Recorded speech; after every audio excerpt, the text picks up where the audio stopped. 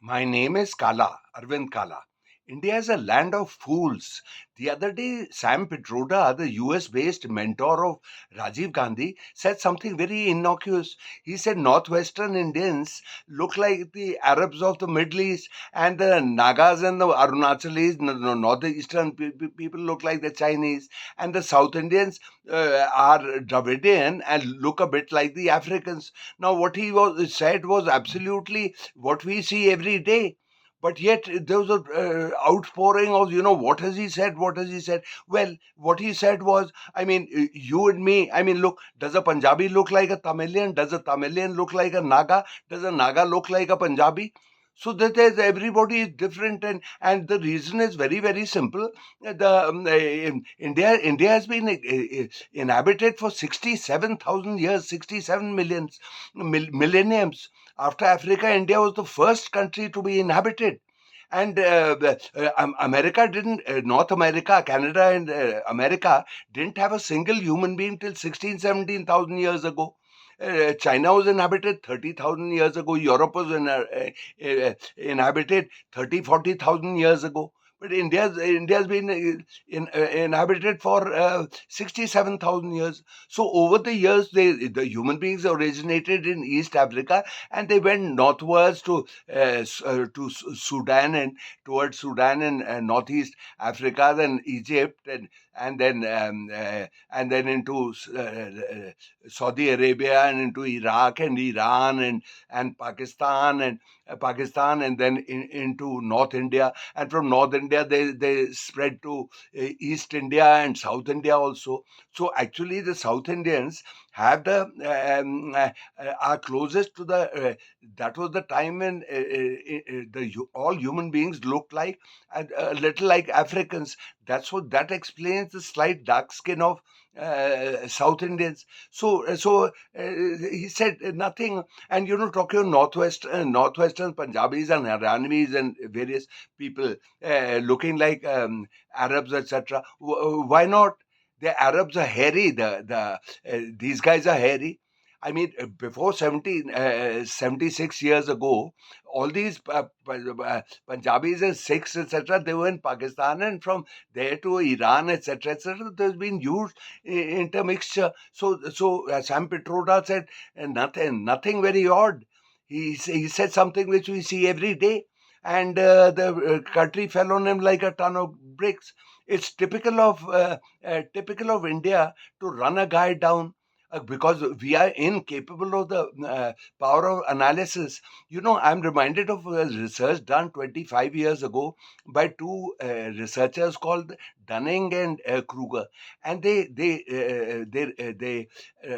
wanted to know why about foolish people. He said, are they were studying fools.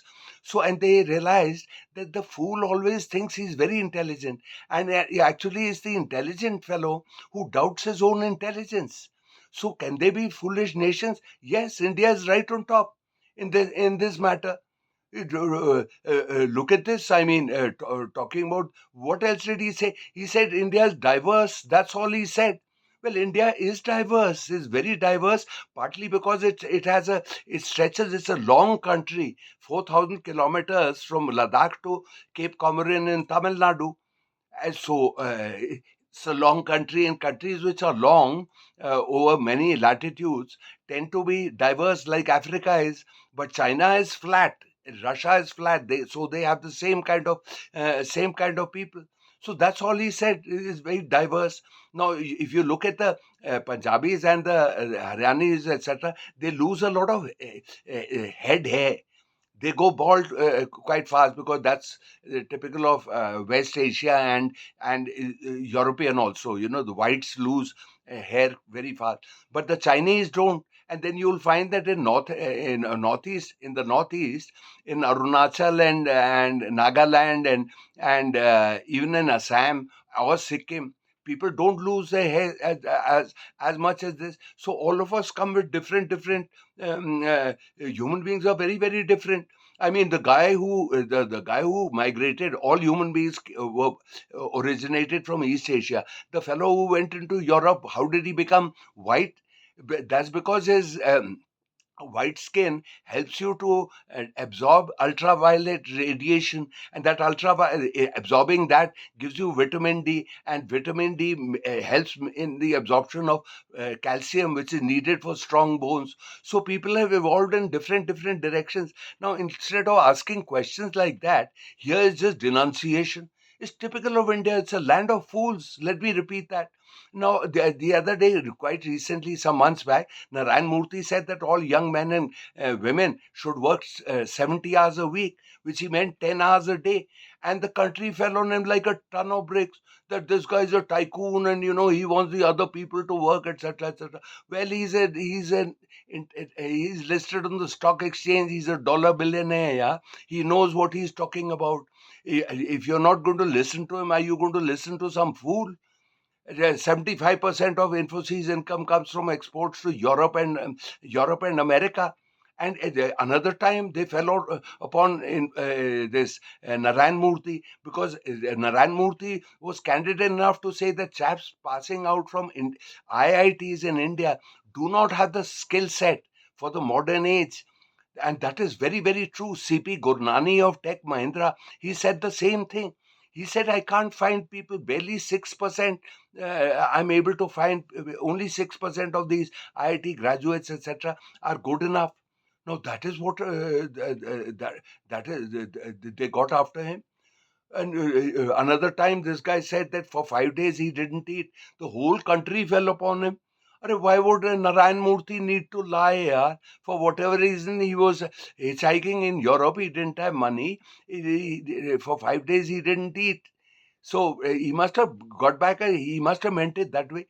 And it's typical of India that you run a guy down. I remember some years ago, a sociologist called Ashish Nandi, based in Delhi. He must be 18, 19 now. Maybe he's gone up also.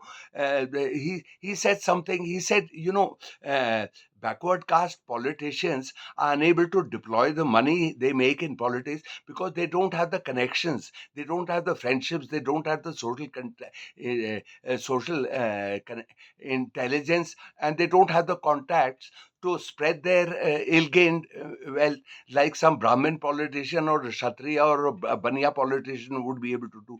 That is very true. I mean, a fellow like Lalu or Mulayam Singh, etc., they're just not that smart compared to some Brahmin politician.